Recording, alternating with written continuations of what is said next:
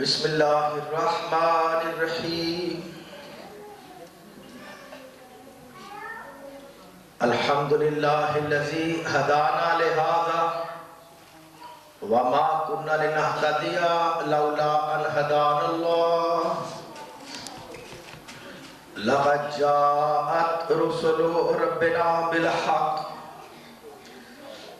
ثم الصلاة والسلام على صاحب الدعوة النبوية والصولة الحيدرية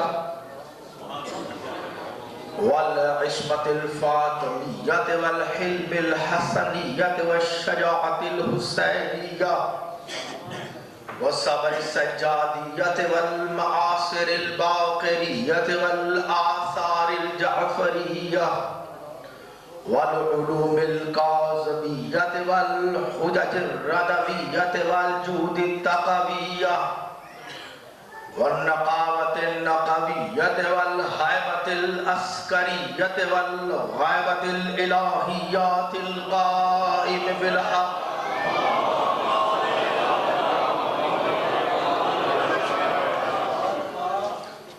ولعنة الله على أعدائهم أجمعين من يومنا هذا إلى يوم الدين. أما بعد فقد قال الله سبحانه وتعالى في كتابه المبين بسم الله الرحمن الرحيم فلا تدعوا مع الله إلها آخر فتكون من المعذبين وأنذر عشيرتك الأقربين. صلوات پڑھیں.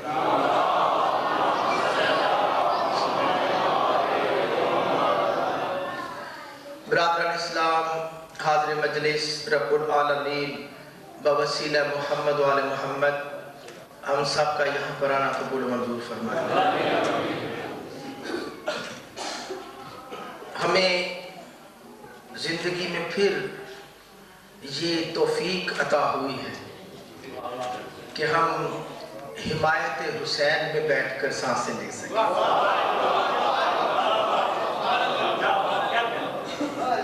یہی مقصد حق ہے، آل محمد کی حمایت میں رہنا، ان کی طرف بڑھنا. ہمارا ہر قدم حج بیت اللہ کی مثل مجلس کی طرف قدم ہے. ہمارا ہر ارادہ حمایت آل محمد میں سنت ارادہ خدا ہے. یہ عام جگہ نہیں ہے. یہاں پر آتا وہی ہے عقیدت کے ساتھ جو دعائے سیدہ سے آیا.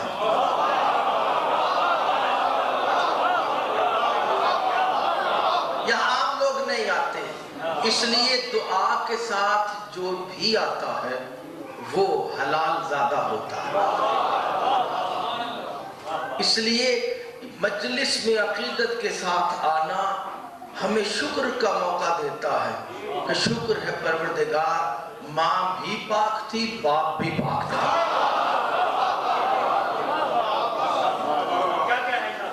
اللہ اکبر. یہ نظام ہدایت میں اللہ نے کرم کروایا رسول کے وسیلہ سے، تو ہمیں شہادت حسین کی وسیلہ سے یہ مجلس سے علم و معرفت و نجات ملی. سال گزر گیا، پتہ بھی نہیں چلا. ایسے لگتا ہے جیسے چند مہینے پہلے آپ کے جو ہے وہ روشن چہروں میں، جاگتی آنکھوں میں میں اپنی گفتگو کر کے گیا. پچھلے سال میں جو گفتگو کی کہ جب قربانی حسین، العظمت حسین علیہ السلام قربانی کی محتاج نہیں تو پھر واقعہ کربلا کیوں ہے؟ تو اس میں ہم نے ان چیزوں پر نظر کی جو بظاہر معاشرے کی تحریکوں نے چھپانے کی کوشش کی ہے. عنوانات تبلیغ دین کو بدل دیا گیا ہے، ان کی جہت پھیر دی گئی ہے. اکثریت غفلت میں ہے۔ کربلا کو نماز جیسے عمل کے لیے مقصد بنایا، کربلا کو ظاہری حکومت کے لیے مقصد بنایا، کربلا کو بنایا شریعت کے لیے مقصد، جبکہ کربلا والے یا اللہ کی بارگاہ میں بھوک پیاس کاٹنے کے لیے مقصد بنایا۔ تو یہ کربلا والے تو اتنے عظیم اور بلند ہیں اور درود الہیہ میں ہیں کہ ان کو قربت خدا پانے کے لیے دنیا کی چیزوں کا جو ہے وہ حاجت نہیں، دنیا کی چیزوں کی، وہ تو اس سے بلند۔ تو حسین علیہ السلام کی قربانی وہ باب نجات کھولنے کی قربانی، حسین علیہ السلام کی قربانی تائید پیغام رسالت دکھانے کے لیے قربانی تھی، حسین علیہ السلام کی قربانی قرآنی قانون پر چل کر صراط مستقیم پر قدم اٹھاتے رہنے کی قربانی تھی، یعنی وہ قربانی چھوٹے مقاصد کے لیے نہیں تھی۔ آج اسی واقعہ کربلا پر نظر رکھتے ہوئے، کیونکہ ہر گفتگو ہماری کامل نہیں ہوتی، ہم اس اشرا میں آگے بڑھیں گے اور ہم اس میں حقیقت اسلام پر نظر کریں گے کہ آخر کربلا میں حقیقت اسلام کیا ہے۔ آپ کی توجہات پہ شکر گزار، اس لیے موضوع کیا ہے اس میں حقیقت اسلام، دعوت ذوالعشیر سے کربلائے حسین تک، ہم اس پر بات کریں گے۔ ابتدا میں شاید ہم کچھ چیزوں پر حقائق اکٹھے کریں اور انشاءاللہ جب آپ کا جو طلب علم میں آپ کے اذہان یہاں پر جاگ رہے ہیں تو ایک جگہ پر ہم قریب آئیں گے اور ہمیں سمجھ میں آئے گا انشاءاللہ کہ دنیا نے ہمیشہ شیطان کے راستے پر چل کر ہمیں دنیا داری ہی سکھائی ہے، دین سے ہٹانے کی کوشش کی۔ یہ مجلس حسین ہماری نجات کی دلیل بنی۔ اسے میں نے اس کی مثال کرتے ہوئے آیت تلاوت کی، فَلَا تَدْعُ مَعَ اللَّهِ إِلَٰهًا آخَرَ، کہ چیزیں چھپائی گئی، جاگتے دھنوں کی نظر گفتگو۔ یہ 26ویں سورۃ الشعراء کی آیات ہے، 213 214 جن کو میں نے سرنامہ کلام بنایا اس عنوان کے تحت۔ فَلَا تَدْعُ، بس نہ پکارے اے محمد، مَعَ اللَّهِ إِلَٰهًا آخَرَ، اللہ کے ساتھ کسی دوسرے کو الہ مت بلاؤ، فَتَكُونَ مِنَ الْمُعَذَّبِينَ، تو بس آپ ہو جائیں گے عذاب پانے والوں میں سے۔ نعوذ باللہ، جتنے قرآن اٹھائیں ایسے ہی ترجمہ لکھو، جاگتے دنوں کو کلام کرتا۔ ناراض ہوئے نا بیٹھے ہوئے، ایک مرتبہ قریب آتے ہوئے ماحول میں سستی کو جوش کربلا میں بدلتے ہوئے دونوں ہاتھ بلند کر کے کنارہ حیدری لگا لی۔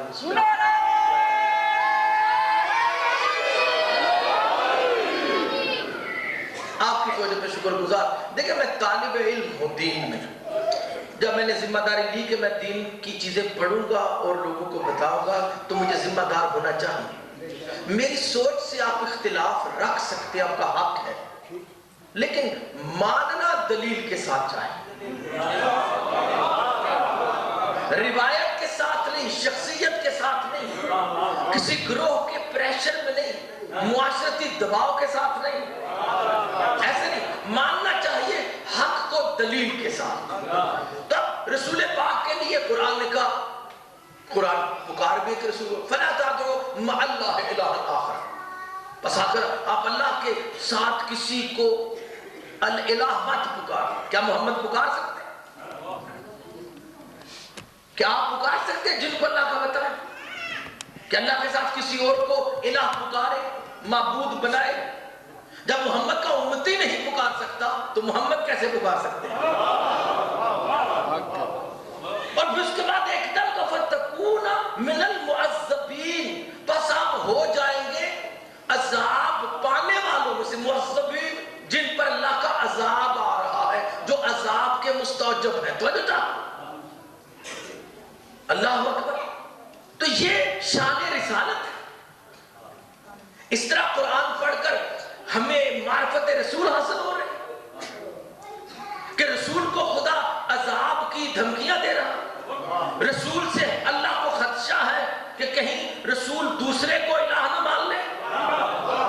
پہلے سے کلام نہیں، آپ کی تو یہاں چاہیے۔ یہ شان رسالت اگر قرآن کے تفہیم کروا کے امت تک پہنچائیں گے تو امت کا کیا حال ہوگا؟ تو قرآن کیا کہہ رہے رسول پاک سرکار؟ الہ کے ہر جگہ پر معنی جو ہے وہ اس طرحات کے ویسے نہیں ہوتے کہ الہ سے مراد معبود مثل خدا، ایسے نہیں، بلکہ الہ ایک صفت ہے، الوہیت، کسی ایسے کی بات ماننا جو کسی کا بندہ نہ ہو۔ تو جہاں چاہیے یہ ہے الوہیت، یعنی اللہ کیوں الہ ہے؟ کیونکہ اللہ کسی کا بندہ نہیں ہے، اور جو اللہ کا حکم مانتا ہے اسے پتا کہ یہ مطلق الانان ہے، مطلق الانان ہے، اللہ ایبسلیوٹ لیڈر ہے، کسی کا ماتحت نہیں ہے، اور اللہ کسی کا حکم نہیں مانتا، اللہ کا جو حکم مانتا ہے وہ اس کو الہ مانتا ہے۔ تو جو چاہیے اس لیے محمد والے محمد کبھی بھی الہ نہیں بن سکتے جب انہوں نے بتا دیا کہ ہم اللہ کا حکم مانتے ہیں۔ تو یہاں چاہیے اس لیے وہ بندے ہیں کہ توجہات پہ شکر گزار۔ لیکن اگر کوئی دشمن خدا ہو، نافرمان خدا ہو، کوئی گروہ ہو یا فرد واحد ہو، اور وہ اللہ کا بندہ نہ ہو، کسی کا حکم ہی نہ مانتا ہو، تو جب کوئی اس کی مرضی کو مان لے اللہ کے مقابلے پر، تو یہ ایسے ہو جائے گا جیسے نعوذ باللہ اس نے بھی اللہ کے مقابلے پر ایک کسی کی نہ ماننے والے کی اطاعت کر لی۔ تو یہ صفت الوہیت، توجہ چاہیے، مشکل بات تو نہیں کر رہا۔ اب اس وجہ سے رسول پاک لکھا کہ ان نافرمانوں کی اپنی کرم گستری میں، اپنی مہربانی میں آپ بات نہ مان لینا، تو ہادی کائنات ہے، تو کائنات کو اللہ کی طرف بلانے والا ہے، تو وہ ہے کہ جس نے جبرائیل کو معرفت توحید عطا کی۔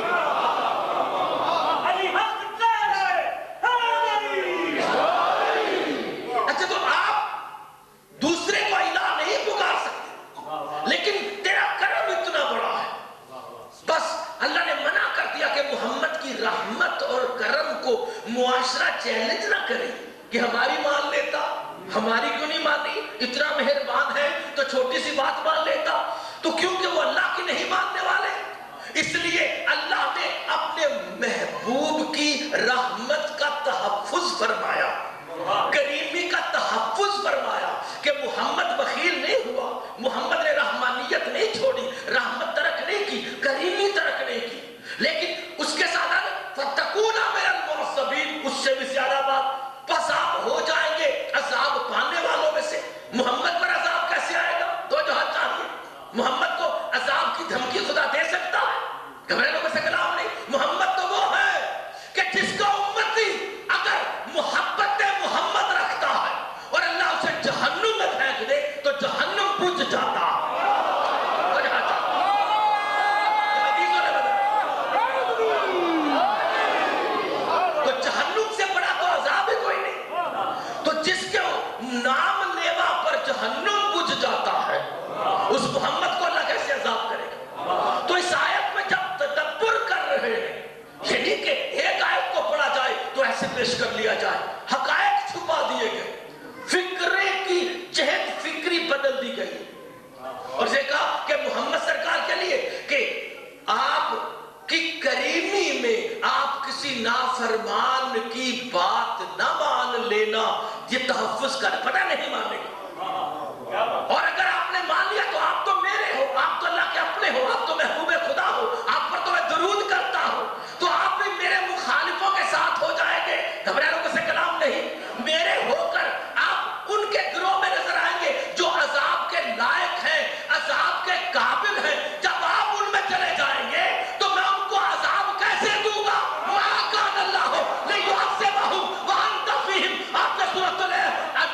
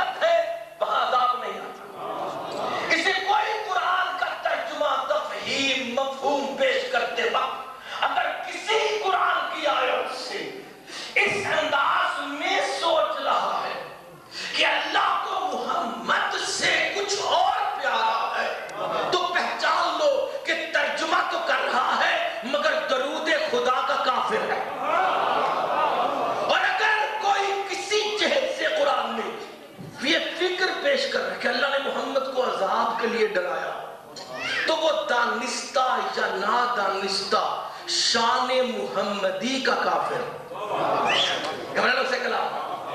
لیکن سارے گھروں میں قرآن ہے، آپ نے کئی ترجمے پڑھے۔ آج میں آپ کے سامنے ایک طالب علم کی حیثیت سے بات کو عرض کیا کہ جس امت کا کلمہ والا رسول ہی شان کے مقام سے شک میں ڈال دیا گیا ہو، ان کے کلمے والا دین کیسے بچے؟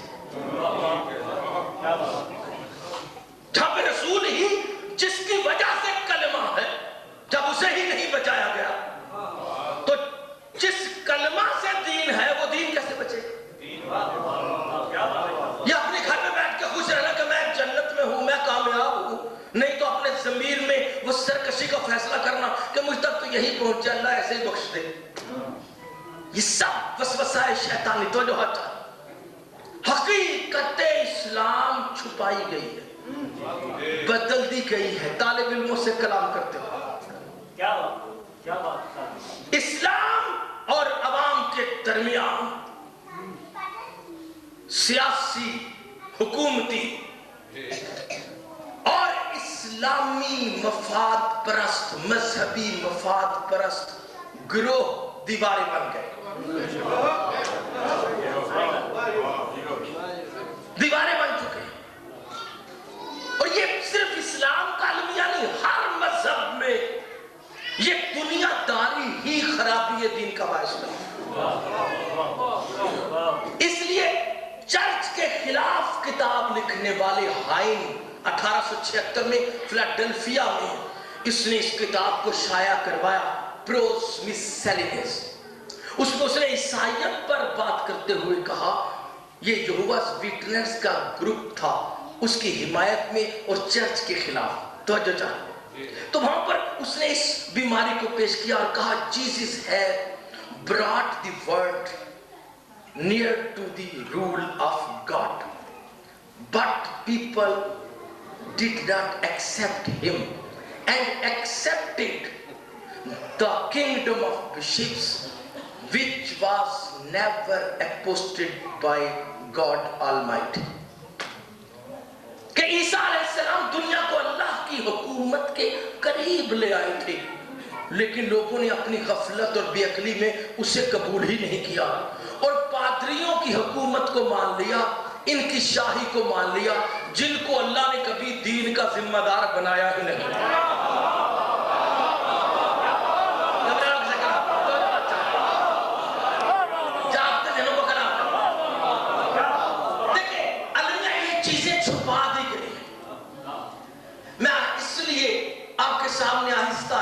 کرنے کی کوشش کر رہا ہوں تاکہ ہماری بنیاد قائم ہو جائے۔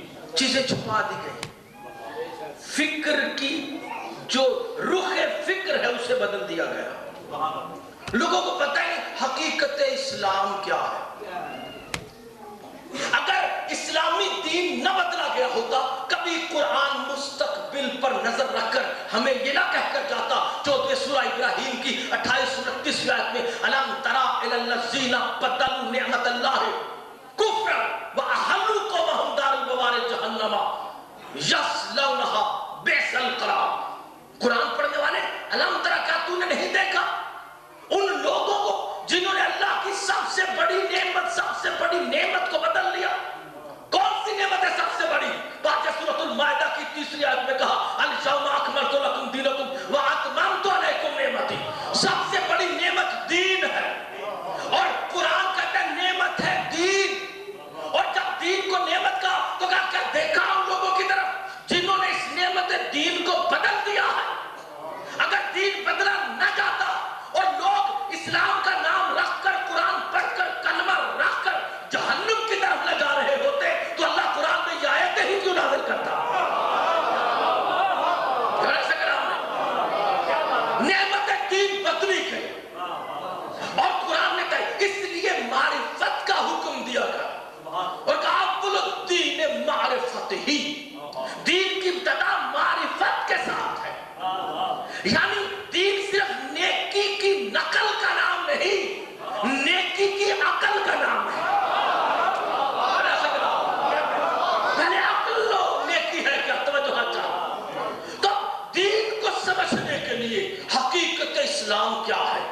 پہلی تبلیغ کہاں پر ہوئی اسلام کی؟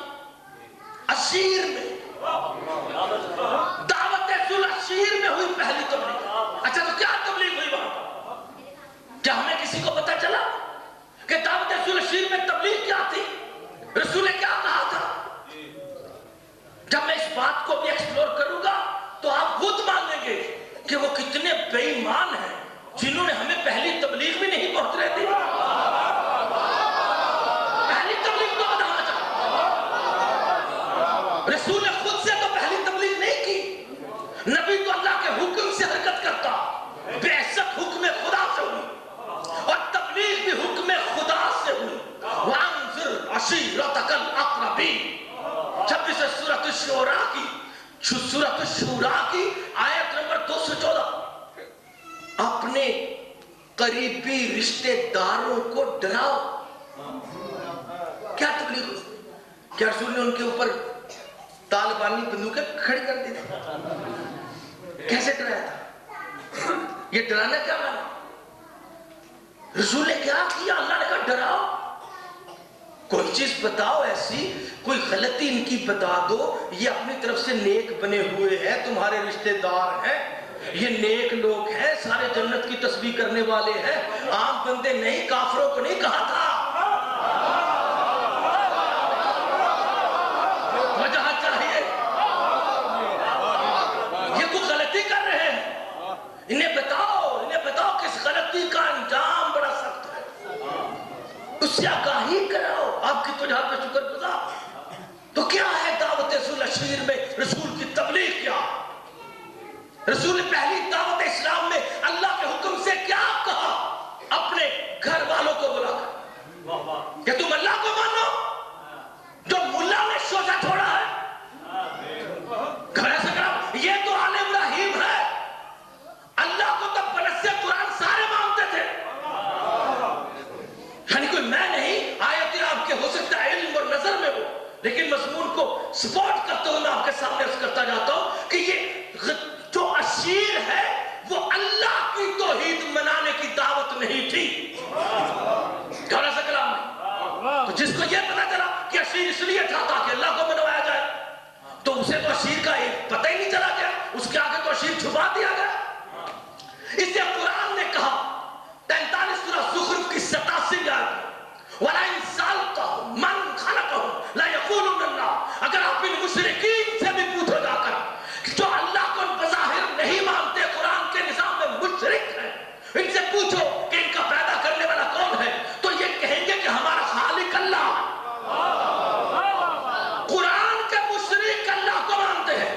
گھر سے کرام ہے، وَلَئِن سَأَلْتَهُم مَّن خَلَقَ السَّمَاوَاتِ وَالْأَرْضَ لَيَقُولُنَّ اللَّهُ، 31 سورہ لقمان کی 25 آیت۔ اگر ان مشرکین مکہ سے سوال کرو، یہ قرآن گواہی دے گا کہ کیا بتاؤ زمین آسمان کو کس نے تخلیق کیا، تو وہ کہیں گے کہ اللہ نے تخلیق کیا۔ وَلَئِن سَأَلْتَهُم مَّن خَلَقَ السَّمَاوَاتِ وَالْأَرْضَ وَسَخَّرَ الشَّمْسَ وَالْقَمَرَ لَيَقُولُنَّ اللَّهُ، 31 سورہ لقمان کی اللہ اکبر 61 آیت ہے، اور ان سے پوچھا جا کر 29 سورۃ العنکبوت کی 61 آیت ہے، ان سے سوال کرو مشرکین مکہ سے کہ بتاؤ زمین آسمان کو کس نے پیدا کیا، اور اس پورے نظام میں شمس و قمر کو کون کنٹرول کیے بیٹھا ہے، تو کہیں گے کہ اللہ کیے بیٹھا۔ وَلَئِن سَأَلْتَهُم مَّن نَّزَّلَ مِنَ السَّمَاءِ مَاءً فَأَحْيَا بِهِ الْأَرْضَ مِن بَعْدِ مَوْتِهَا لَيَقُولُنَّ اللَّهُ، 29 سورۃ العنکبوت کی 63 آیت میں کہا۔ اور اگر آپ ان مشرکین سے پوچھا جا کر کہ کون ہے جس نے آسمان سے پانی نازل کیا اور مرنے کے بعد زندگی میں بدل دیا، موت کو زندگی عطا کی، تو وہ مشرک ہو کر بھی کہیں گے قرآن کے مشرک ہیں، مگر کہیں گے کہ اللہ موت کو زندگی دینے والا۔ گھبرائے سے کلام نہیں۔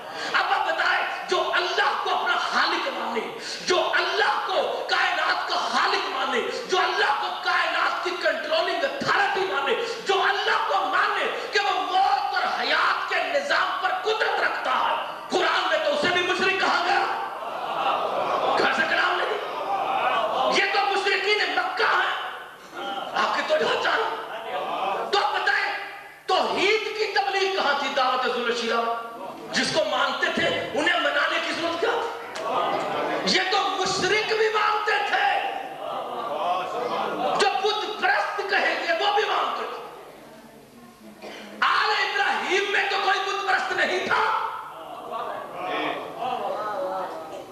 دیکھیں مشرکین مکہ کے لیے کہا گیا کہ اللہ کو وہ بھی مانتے تھے. اس کو اللہ کو مان کر اس پورے نظام میں اگر اللہ اللہ کرتا رہے تو یہ نہیں ہو سکتا کہ وہ شرک سے محفوظ ہے. گھبرا لوگوں سے کلام نہیں. لیکن یہ مشرکین کے لیے بات نہیں, یہ تو اقربین کے لیے. وَأَنذِرْ عَشِيرَتَكَ الْأَقْرَبِينَ, اپنے خاندان کے قریبیوں کو پکار, انہیں بتاؤ. اور ابراہیم کے خاندان میں مشرک کون تھا؟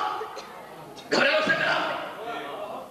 اگر وہ مشرک ہوتے تو اسلام کا نکاح ان کے پڑے جاتے. دیکھیں کتنی چھپی بات ہے. اللہ حضرت ابو طالب علیہ السلام نے اسی لیے تو سچے رسول کا نکاح پڑھایا تھا, تاکہ دلیل بن جائے کہ نہ محمد کا بھی مشرکوں کا بیٹا رہا, نہ محمد کے خاندان میں کوئی مشرک پیدا ہوا.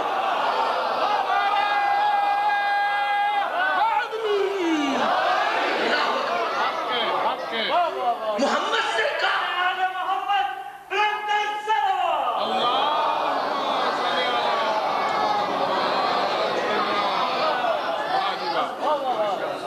آل ابراہیم میں مشرک کہاں پہ آیا؟ آل ابراہیم تو دعا ابراہیم ہے. اچھا پھر ایک بات آ جائے کہ نہیں جی اچھا وہاں پہ تو بت پرستی ہوتی تھی. گھبرایا تو نہیں بیٹھا, اللہ کو مانتے تھے لیکن بت رکھے ہوتے نا. اچھا چلو بت پر بات کریں. گھبرا لوگ سے کرا. اچھا کیا بت پتھر کے بت رکھے ہوئے؟ اچھا پتھر وہ بھی رکھتے تھے, پتھر آپ بھی رکھتے. تو یہ بت پرستی کے خلاف یا پتھر پرستی کے خلاف تو دعوت ذوالشیرہ نہیں تھی. گھبرا لوگ سے پتھر پرستی کے خلاف تو نہیں تھی. اگر وہاں پر لات منات تھے تو آپ کے لیے تو کہا ان الصفا والمروہ من شعائر اللہ. اب انہوں نے کہا نہیں پتھروں کو خدا کہتے تھے, توجہ چاہیے. تو قرآن نے ان کی گواہی دی. 39 سورۃ الزمر کی 3 آیت. گھبرائے تو نہیں بیٹھے. ما نعبدہم الا لیقربونا الی اللہ زلفیٰ, ہم ان کی بندگی نہیں کرتے, ہم تو ان کو وسیلہ رکھتے ہیں اللہ کی بارگاہ میں. گھبرا سکلا. اچھا انہوں نے بھی پتھروں کو وسیلہ کیا, اور اعلان نبوت کے بعد مسلمانوں نے بھی پتھروں کو وسیلہ کیا. پتھروں سے روکنے کا دین تو تھا ہی نہیں. گھبرانے سے کلام ہی نہیں. تو جہاں چاہیے آپ بتائیں دعوت ذوالشیرہ کیوں تھی؟ اللہ اللہ کروانے کے لیے نہیں تھی, وہ پہلے ہی کر رہے تھے. پتھروں سے روکنے کے لیے نہیں تھی, رسول پتھر ہی انہیں عطا کیے. کبھی صفا, کبھی مروہ, کبھی مقام ابراہیم, کبھی حجر اسود, کبھی حجر اسماعیل, حجر اسماعیل. اللہ اکبر. حتیم پتھر, سارے پتھر ہی تو دیے. تو پتھر پرستی اصل میں بت پرستی نہیں ہے. بت پرستی ایک فکر کا نام ہے. گھبرانے سے کلام نہیں. بت پرستی پتھر کو وسیلہ بنانا نہیں. بت پرستی آل محمد کے مقابلے پر خود سے کسی کو وسیلہ بنانے کا نام ہے. بت پرستی فکر کا نام ہے, پتھر پرستی کا نام نہیں ہے, کیونکہ پتھروں سے چھوڑ کر پتھروں پر نہ لگاتے. بت پرستی اس لیے قرآن کا فاتقوا النار التی, دوسرا سورۃ البقرہ 24 میں فاتقوا النار التی وقودها الناس والحجارہ, ڈرا اس آگ سے جس میں میں ان پتھروں کو بھی پھینکوں گا اور ان کے پیچھے لگنے والوں کو بھی. اللہ پتھروں کو پھینکتا رہے گا ماشاءاللہ. یہ تدبیر ہے, بتایا گیا. سچے رسول نے پتھر کی تعریف کر دی اور کہا میرا قانون بندہ بناتا ہے, میرے قانون سے ہٹ کر آئے گا تو پتھر ہوگا. اس لیے رسول نے اس کی تعریف کی اور کہا وَلَدُ لِصَاحِبِ الْفِرَاشِ وَالْحِجْرُ لِلثَّانِي, بیٹا پیدا ہوتا ہے نکاح کے ساتھ, لیکن اگر کوئی پیدا ہو جائے نکاح کے بغیر تو بیٹا نہیں پتھر ہوگا. شرعی پتھر کی معاشر میں اللہ پتھر نہیں جلائے گا. اللہ نے فرمایا کہ اس محمد صلی اس آل محمد کے مقابلہ پر اگر کوئی انسان پتھر کی طرح بھی کھڑا ہو گیا نا, وہ بھی جہنمی ہے.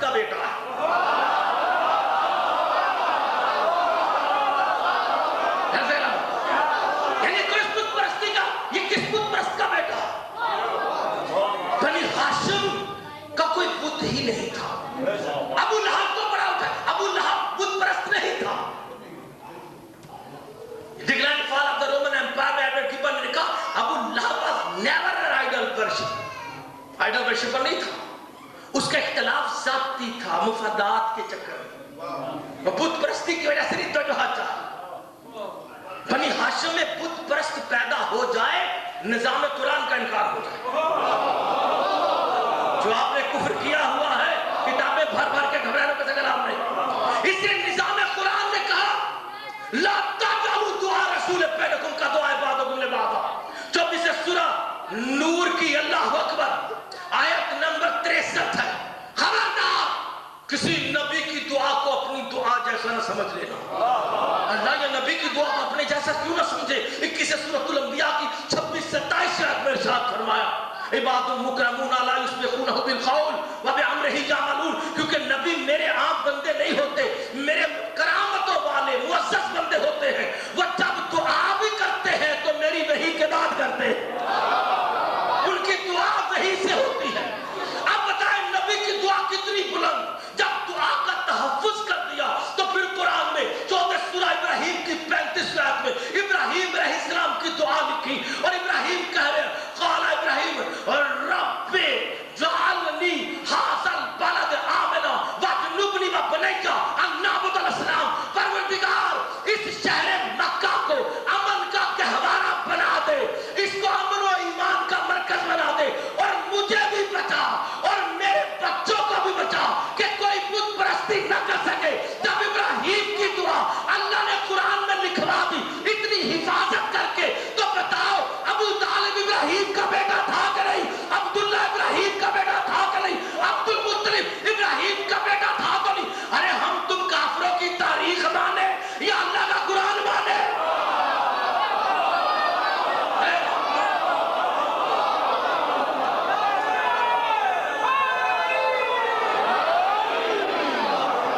جو حضرت ابو طالب علیہ السلام پر بت پرستی کا الزام لگائے، وہ دعا ابراہیم کا کافر بن جاتا۔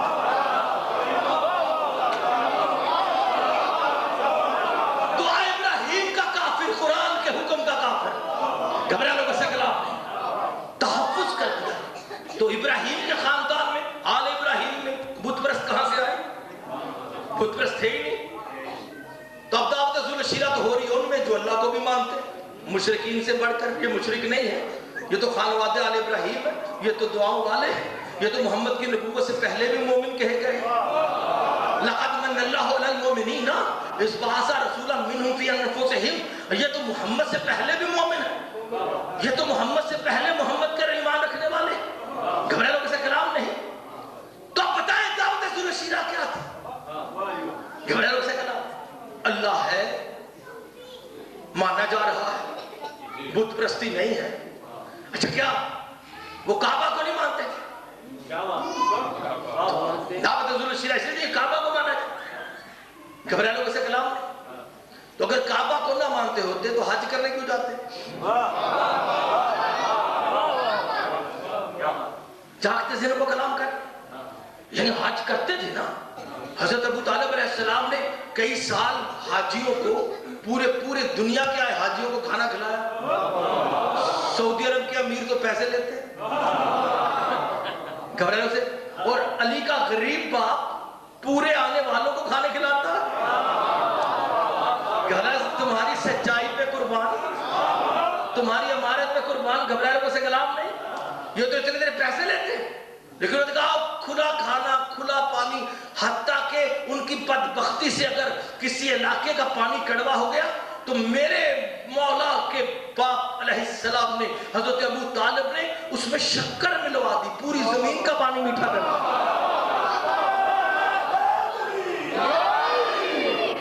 دعوت ذل شیرہ ہو رہی، اللہ ہو، کس چیز کے لیے ہو رہی؟ آپ نے حضرت ابو طالب پر کفر کا الزام لگایا، قرآن نے پھر تحفظ دے دیا، اور 18 سورۃ الکہف کی 51ویں آیت میں ارشاد فرمایا وما کنت متخذ المضلین عضدا، خبردار میں کسی گمراہ کو اپنا بازو نہیں بناتا۔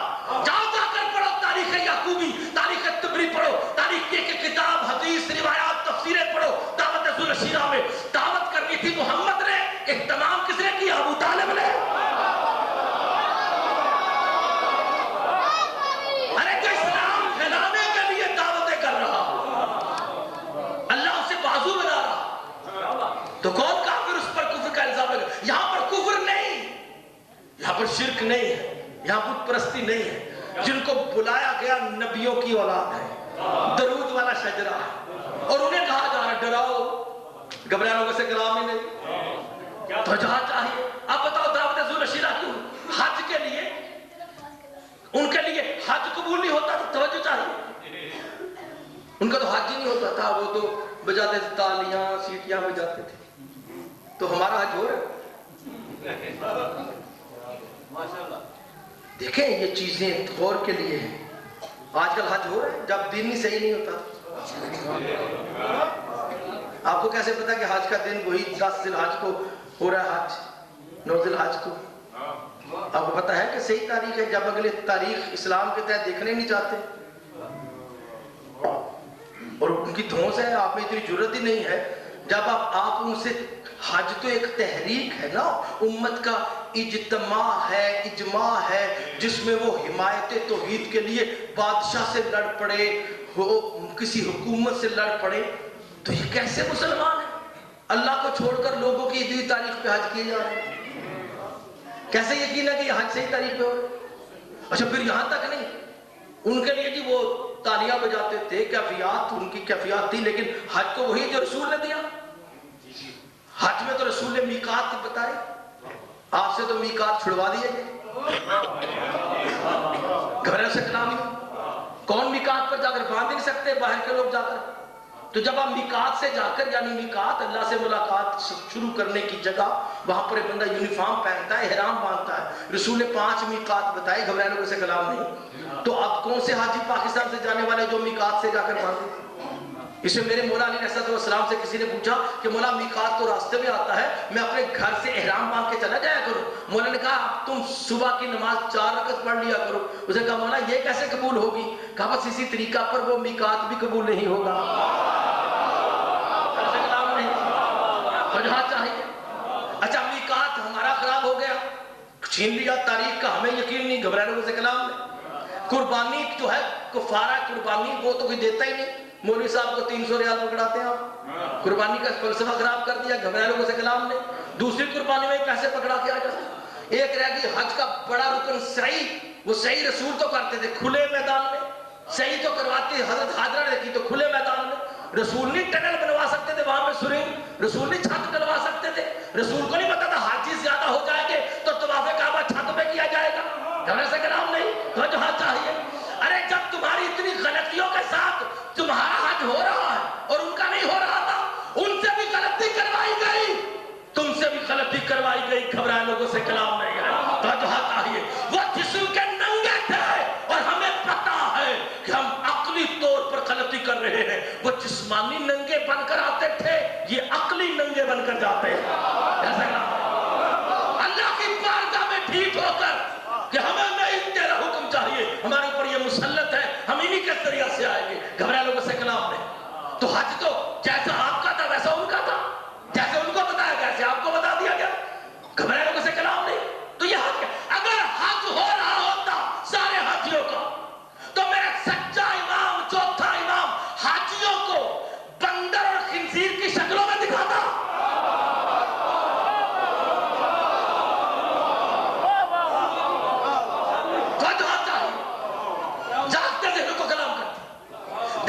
اسلام سمجھنا ہے تو سمجھو دعوت ذو الشیر سے حقیقت اسلام کیا۔ دعوت ذو الشیر میں اللہ کی توحید کا مطالبہ نہیں تھا، دعوت ذو الشیر میں بت پرستی کے خلاف مطالبہ نہیں تھا، دعوت ذو الشیر میں حج کا کعبے کا مطالبہ نہیں تھا۔ اب بتاؤ دعوت ذو الشیر کیا تھی؟ گھبرانے لوگ سے کلام نہیں۔ دعوت ذو الشیر میں ایسا کوئی سوال قائم نہیں، جنہوں نے پیش کیا اختراع پیش کی، اختراع جنہوں نے پیش کیا انہوں نے تحریف معنوی کی ہوئی، تدلیس کی ہوئی، گھبرانے لوگوں سے کلام، باتوں کو بدلا۔ اسیر کے کافروں اور کربلا کے مسلمانوں میں 3 چیزیں ملتی ہیں، مماثلت ہے، گھبرانے لوگوں سے کلام، اشیر کے کافروں میں اور کربلا کے مسلمانوں میں تین چیزیں ایک جیسی مشترک. وہ بھی اللہ کو مانتے تھے اشیر والے, کربلا میں بھی اللہ کو مانتے تھے.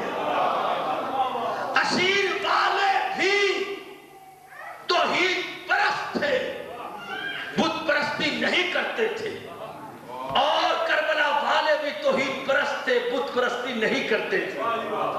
اشیر والے بھی کعبہ کو مانتے تھے, کربلا والے بھی کعبہ کو مانتے تھے. اشیر والے بھی حاجی تھے, کربلا والے بھی حاجی تھے. اب بتائیں حقیقت اسلام اشیر سے کربلا حسین تک ہے کیا؟ جسے اشیر سمجھ نہیں آیا اسے کربلا خاک سمجھ آیا. اللہ اشیر سمجھ نہیں آیا تو حسین کیا سمجھ میں آئے, جسے محمد سمجھ نہیں آیا. جائیں جا کر مطالعہ کیجئے گا. میری کوشش تھی کہ میں اپنی جو ہے وہ پچھلے اشرا کو آپ کے پاس کتابی شکل میں پیش کر سکوں. اللہ کا امر نہیں ہوا تو اگر آئندہ ہوا تو کبھی آئندہ سالوں میں دیکھے پیش کر دیں گے. وہ صرف مصروفیت کی وجہ سے میں باہر چلا گیا پھر آیا, اس وجہ سے نہیں ہو سکا کام. تو اللہ کرے کہ ہو جائے محمد علیہ محمد کے, تاکہ جب آپ آئے تو مطالعہ کر کے پڑھا کریں. اللہ نے کتاب صرف رسول کو نہیں دی, امت کو بھی کتاب والا کہا. آپ بھی پڑھا کریں. جو مطالعہ نہیں کرتا وہ بھی ذرائع علم سے انکاری ہو کر بیٹھا ہو. تو اس لیے حقیقت اسلام اشیر سے کربلا حسین تک, جسے اشیر سمجھ آئے گا اسے کربلا سمجھ آئے گا. آپ دیکھیں کہ آپ کے پاس سوال ہے کہ اشیر کیوں کیا تھا, بس یہ بتائیں. اس کے لیے سوال توحید کے لیے نہیں تھا, کعبے کے لیے نہیں تھا, اشیر بت پرستی کے خلاف نہیں تھا, اشیر حج کے لیے نہیں تھا. باقی چیزوں پہ بات کریں گے کہ رسالت کے لیے تھا, قرآن کے لیے تھا, گھبرانے کسی کلام نہیں, آئندہ گفتگو کریں گے. شریعت کے لیے تھا تو جہاز نبوتوں کے لیے تھا, آخرت کے لیے تھا. اشیر کسی چیز کے لیے نہیں تھا. گھبرا سے کہا میں نے اپنا چھپا دیا گیا. اگر اسلام سمجھ آیا ہوتا تو کلمہ اسلام کو کاٹ نہ پھینکتے. یہ حسین نہیں ہے, یہی تو کلمہ ہے. انہوں نے کسی بچے پر, نبی زادے پر تلواریں نہیں چلائی, انہوں نے اپنی عقیدت کے کلمے کے پرخچے اڑا دی, کیونکہ انہیں اسلام کی سمجھ ہی نہیں تھی. اللہ اکبر. انہیں پتہ ہی نہیں تھا کہ اسلام کی حقیقت کیا ہے جو محمد لے کر آئے. بس عزادار حسین مولا ہمارا بیٹھنا قبول کرے. ابتدائی گفتگو آپ نے توجہ سے سنی, انشاءاللہ ایک دو دن میں آپ قریب آ جائیں گے, زیادہ بلند بات ہوا کرے گی. آج آپ نے تھوڑی سی جھجک رہی. سوال آپ کل کو پڑھ کے آئیں, تاریخ طبری لیں بازار سے, تاریخ ابن خلدون لے لیں, تاریخ یعقوبی لے لیں, تاریخ ابو الفدا لے لیں, اردو میں میسر ہے. آپ کچھ دیر ایک دو گھنٹے بیٹھ کر اس میں سے اشیر کے چیپٹر پڑھیں, تاکہ جب بات ہو تو ہمیں آگے پتہ چلے کہ بات ہم ہوا سے نہیں کرتے, ہم دلیل کے ساتھ کرتے ہیں. دین پر بولنا ہی اسے چاہیے جسے اس نکتہ کی سمجھ آئی ہوئی. حسین علیہ السلام کو امت نے مدینہ چھوڑنے پر مجبور کر دیا. پہلی محرم محمد علیہ محمد سرکار ہمارا آنا قبول کرے. یہ نسبت حسین ہے. ہمیں 10 محرم آتی نہیں لگتی, ہمیں ایسے لگتا ہے جیسے ہم کربلا کی طرف جا رہے ہیں. یہ مجلس عام نہیں ہے. اللہ اکبر. یہ بڑی نظر کی جگہ ہے. حسین علیہ السلام کے لیے مدینہ چھوڑنا کتنی دکھ کی بات تھی, یہ میں نہیں سمجھ سکتا. نہ مولا میرے بیٹے چلے جائیں جلدی سے, بیٹا آپ لوگ سیدھے ہو کے چلے جاؤ جلدی سے, مصائب میں نہ چلے کم از کم, کیونکہ مصائب میں جو وارث ہیں وہ بھی بڑی توجہ سے بیٹھے. توہین نہ ہو جائے، ہمیں مصیبت بیان کرنے میں کمی نہ ہو جائے، ہماری کمی ہی کمی ہے بیان میں، دانستہ کوتاہی نہ گنی جائے۔ مولا دعائیں قبول کرے، اس سے بڑا وسیلہ کوئی نہیں۔ نظر ہے 14 کی اس مجلس پر، وارث ہے میرا امام زمان، میرے برادران رانا صاحبان کی 10 دن مہمان ہے میری سیدہ، اکیلی نہیں آتی، اپنی بیٹیوں کو لے کر آتی۔ آؤ میں تمہیں دکھاؤں میری دعا نے کتنے مددگار حسین پیدا کیے۔ بیٹھی رہتی ہیں بس ازادار حسین، مولا رونا قبول کرے ہمارا۔ مجھے نہیں پتا کتنا دکھ تھا سرکار حسین علیہ السلام، اندازہ نہیں کر سکتے، لیکن یہ بات ہے کہ اگر ہم میں سے کسی کو کہا جائے کہ اس ساہیوال سے 94 چک سے نکل جاؤ، اپنے کو سوچیں، کبھی نہ آنا، نہ کبھی گھر کو دیکھنا، نہ باپ کے وراثت، نہ شہر کے لوگوں کو ملنا، بس ہمیشہ کے لیے چلے جاؤ، بتائیں کیسا ہوگا؟ اور پھر عام گھر نہ ہو، وہ محمد کا مدینہ۔ حاجیوں کو پتا ہے، زواروں کو پتا، مدینہ میں اتنی ٹھنڈک ہے رسول پاک کے کہ اگر میرے جیسا خادم بھی چلا جائے تو مدینہ سے واپس آنے کو دل نہیں کرتا، لیکن بتائیں وہ حسین پاک جو خود محمد کی ٹھنڈک تھی۔ مولا آپ کا رونا قبول کرے۔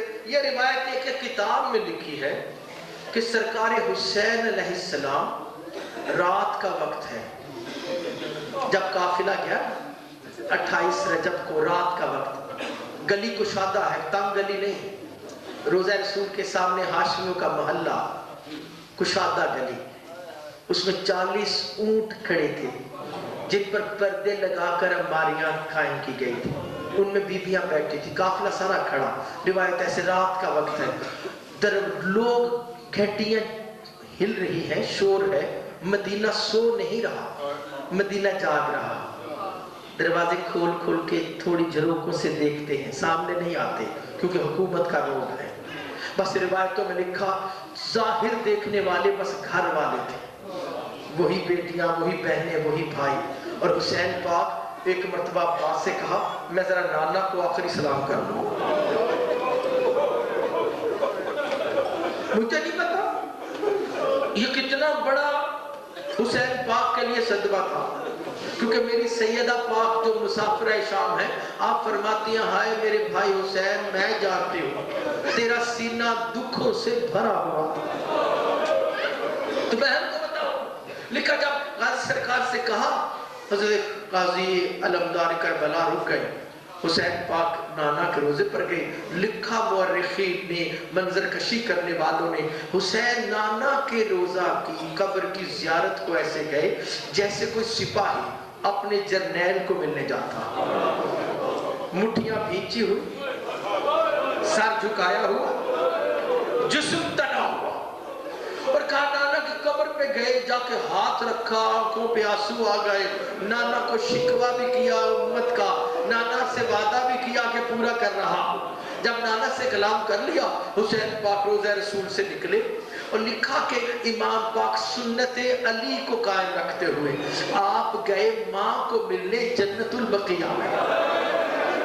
روضہ رسول سے چند فرلانگ کے فاصلے پر قبر، لکھا کشادہ گلی، سارے قافلے میں گھر والے بیٹے بیٹیاں دیکھ رہے ہیں، سب سے بڑے ہیں حسین، 57 سال کے ہیں حسین علیہ السلام، بزرگ ہیں، گھر کے بڑے ہیں، امام ہیں، لیکن راوی نے لکھا جو ہی ماں کی قبر کی طرف قدم اٹھائے، حسین پاک چلے نہیں، اچانک چلتے چلتے ایسے دوڑے جیسے 1.5 سال کا بچہ ماں کو دیکھ کر دوڑا۔ کیا حسین پاک کا عوامہ کھل گیا؟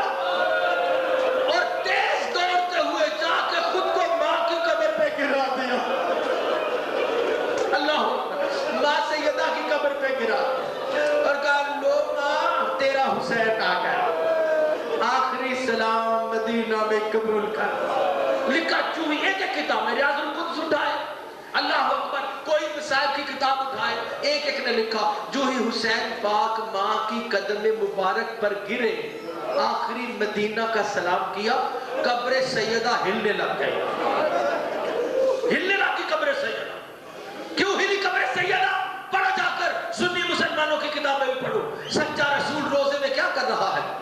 पढ़ रहा है। तो जो रसूल का टुकड़ा है सैयदा कब्र में क्या कर रही? नमाज पढ़ रही। ये जिंदा हस्तियां हैं, मौत इनकी इताअत में है।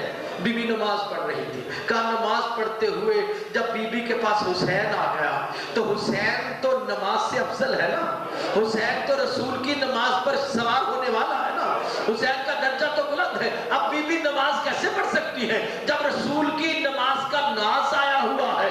इसलिए मां ने बेटे का सलाम सुना तो अचानक सैयदा की चीख निकल गई, परवरदिगारा मैंने तो चक्कियां पीस-पीस के मारा, मैंने तो फरिश्तों को हाथ भी कई मरतबा लगाने दिया कि नहीं आज हुसैन को खुद खिलाओगे, आज खुद इसीलिए आटा पीसूंगी, मैंने तो हुसैन के जो नाज किए हैं। ए कब्र हट जा रास्ते से कि मैं अपने हुसैन को जाता देख लूं। कब्र इसलिए हिली है क्योंकि सैयदा बाहर आना चाहती थी। बस अदादार हुसैन रिवायतों में लिखा है कि हुसैन पाक के घराने में अल्लाह अकबर बीबियों की तैयारी हो चुकी थी। रात का वक्त था, बीबियों को सवार कराने का हुक्म आ गया। लिखा एक बेटी है बीमार, वो एक बिस्तर पर पड़ी है, हम शक्ल सैयदा 6 साल की बच्ची है हुसैन। लिखा वो बीबी पड़ी अपने हुजरे में कमरे में पड़ी है। 40 घर थे, बड़ा सेहन था और अंदर घर के सबके दरवाजे अंदर की तरफ थे। ऐसी रिवायतों में लिखा कि उन सबको ताले लगा लगा कर उस इमाम के हुक्म पर घर वालियां चाबी लेती और ले जाकर बीबी फातिमा सुगरा के पास बिस्तर पे रख। बीबी सुगरा जो लेटी हुई थी बुखार की तपश में, लिखा बीबी जो है वो देखती है कि ये मेरी एक अजीजा आई है फूफी उम्मे कुलसूम, नाम मेरी तरफ देखा, नाम उससे कलाम किया, निगाहें चुराते हुए चाबी रखी और चली गई। कहा उम्मे कुलसूम फूफी को क्या हुआ, नाराज हो गई होगी किसी बात से। इतने में हजरत अब्बास की जोजा आ गई, इतने में कोई और बीबी, कोई और। आखिर जब काफी बीबियां हो गई ना, सैयदा ज़ैनब मिलने के लिए आई। कहा फातिमा सुगरा अपनी फूफी को आज गले लगा के मिला, बताओ क्या हाल है मेरी भतीजी का। जब ये बीबी सैयदा ने पूछा ना हाल, तो फातिमा सुगरा की आंखों में आंसू आ गए। कहा फूफी बुखार उठने नहीं देता, ऐसे लगता है घर वाले तैयारी कर रहे हैं, लेकिन अजीब मिजाज बदले हुए हैं, मुझसे कोई गलती हो गई है, मुझे किसी ने ना सलाम किया ना कलाम किया, अपने घरों की चाबियां रख रख कर जा रही है। ये सुनना था कि बीबी सैयदा ने कहा मैं यही बताने आई हूँ कि बीबी हम जा रहे हैं सफर पर और तुझे बनाया है घर में अमीन, हमारे घरों की चाबियां संभाल के रखना और नाना रसूल के रोज़े पे चिराग जलाती रहना और जद्दा की कब्र पर बैठकर हमारे लिए दुआएं करना। ये सुनना था कि हुसैन की बीमार बेटी उठकर बैठ गई। कहा फूफी आपका हुक्म मैं इनकार नहीं कर सकती, लेकिन अगर आप ऐसे छोड़कर मुझे चले गए ना तो मैं मर जाऊंगी। ये चाबियां रसूल की कब्र के खिलाफ से उठा लेना, मैं बाकी नहीं बचूंगी, मैं अकेली कैसे रहूंगी। अज़ादर सुन्नत सैयदा की आंखों में आंसू आए। कहा बीबी इस अमर में हम इमाम के हुक्म के ये सुनना था। बीमार बेटी कमरे से उठकर बाहर आई, अगर दूर चचा अब्बास पर नजर पड़ी, अगर का चचा अब्बास सारे जा रहे हैं, कौन कौन जा रहा है, कौन कौन रुक रहा है। हजरत अब्बास से कलाम किया, आपने कहा हम हुक्म की इताअत में हैं। बस अज़ादार हुसैन मुख्तसर करते हुए मुसाहिब को सारा शरा रवानगी पढ़ते रहे तो कम नहीं, क्योंकि 84 अफराद की रवानगी है। ये कोई छोटा घर नहीं उजड़ा मोहम्मद का, छोटी जो है वो अल्लाह अकबर, उनके घर में गुर्बत नहीं आई है। रिवायतों में लिखा हजरत अब्बास चले गए, बीबियां सवार होती गई, अल्लाह अकबर। हजरत अब्बास अपनी माँ के हुक्म पर रोज़े रसूल की जियारत को आए। दोबारा जब करीब आए तो देखा रोज़ा रसूल का हुजरा था ना, एक वो छोटा सा कमरा, उसके 2 दरवाजे थे, दोनों पर अंदर से कुंडी लगी। हजरत अब्बास ने दस्तक दी, कौन है, दरवाजा खोलो, कोई आवाज नहीं आई। फिर कहा कौन है अंदर, دروازہ کھولو میں عباس بن علی ہوں. یہ کہنا تھا نا, اندر سے کوئی آواز نہیں آئی. پھر حضرت عباس نے کہا میں کہہ رہا ہوں دروازہ کھولو, رات کے اس وقت میں کون ہے روضہ رسول میں؟ جب ذرا جلال سے بولے نا تو اندر سے ننھی بچی کی آواز آئی, چچا عباس چلے جاؤ, بس میں دروازہ نہیں کھولوں گی. عزادارو یہ سننا تھا. عباس کی آنکھوں میں آنسو آ گئے. علی کا عباس تیز تیز قدم اٹھاتا بولا حسین کے پاس آئے. کہا آقا حسین, آقا حسین. ننھی بی بی فاطمہ ناراض ہو گئے. کہا کدھر ناراض ہو گئی؟ کہا روضہ رسول میں کنڈیاں لگا کر بیٹھی ہے. عزادار سننا تھا. مولا حسین پاک چلتے ہوئے آئے اور آ کر ایک مرتبہ تقلبہ کیا. کہا بیٹی یہ میں ہوں. عزادار حسین کی آواز سنی تو بی بی اٹھی, دروازہ کھول دیا. ایک مرتبہ ناز سے بابا کو دیکھا, حسین نے پکڑا, بیٹی کو گلے لگایا, بیٹھ کے رسول کی قبر کے پاس سر چوما اور کہا بتائے میری بیٹی کیوں ناراض ہے؟ کہا بابا سب جا رہے ہیں اور مجھے کوئی بھی نہیں لے کے جا رہا. عزادار یہ سننا تھا. حسین پاک نے کہا اچھا کون کون لے کے چلا جاتا؟ کہا بابا مجھے پھپھی ام کلثوم ہی لے جاتی, اس کے تو کوئی اولاد ہی نہیں تھی, مجھے اپنی بیٹی بنا کے لے جاتی. عزادار یہ کہنا تھا. تو حسین پاک نے کہا میں نے اجازت نہیں دی نا, اس لیے کسی نے اس کے لیے مجھے کہا نہیں. آپ کے لیے امر خدا یہی ہے کہ آپ اس گھر میں رہو. عزادار سننا تھا. تو بیٹی نے کہا بابا اگر ایسے چھوڑ کے سب چلے گئے میں مر جاؤں گی. یہ سننا تھا.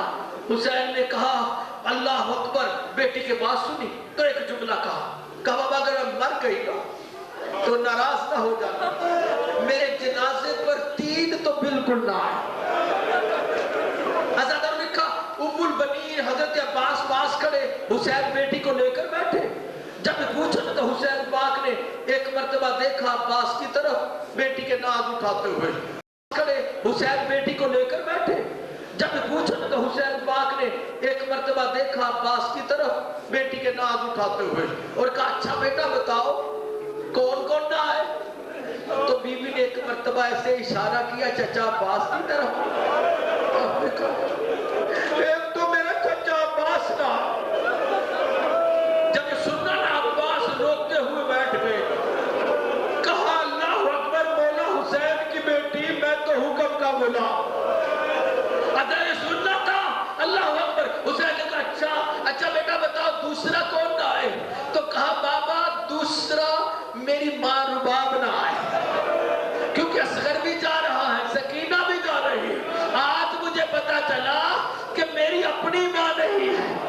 ایسا کرے سننا تھا. ایک مرتبہ حسین نے بیٹی کا سر چوما اور کہا اچھا بتا دو اور کون نہ آئے؟ کہا بابا ایک اور ہے وہ بھی نہ آئے. حسین نے پھر گلے سے لگا بتا دو نا. کہا بابا کہیں غلطی نہ ہو جائے, گناہ نہ ہو جائے. حسین نے کہا اجازت دیتا ہوں مجھے بتا دو.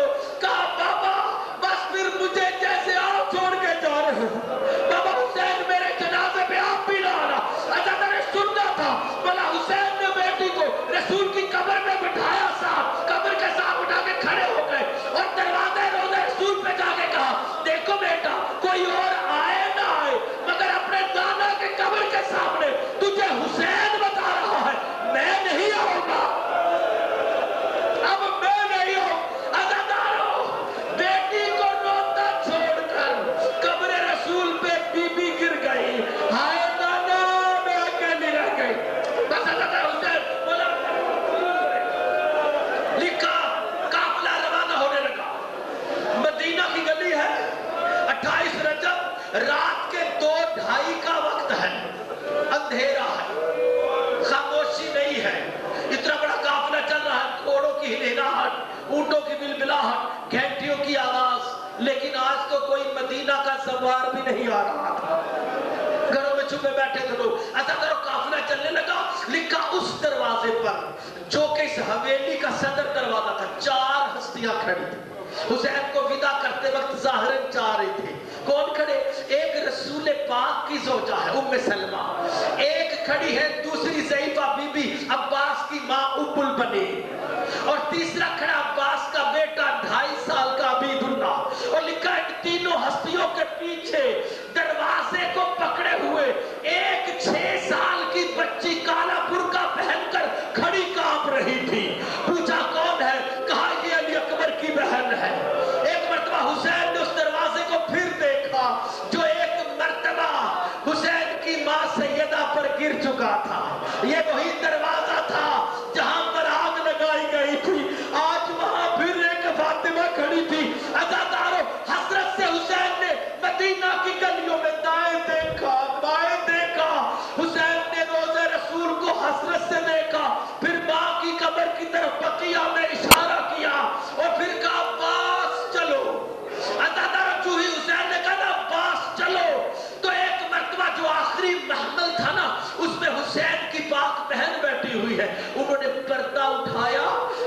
چہرے کو باہر نکالا اور مدینے کی کھڑکیوں کو دیکھا، دروازوں کو دیکھا.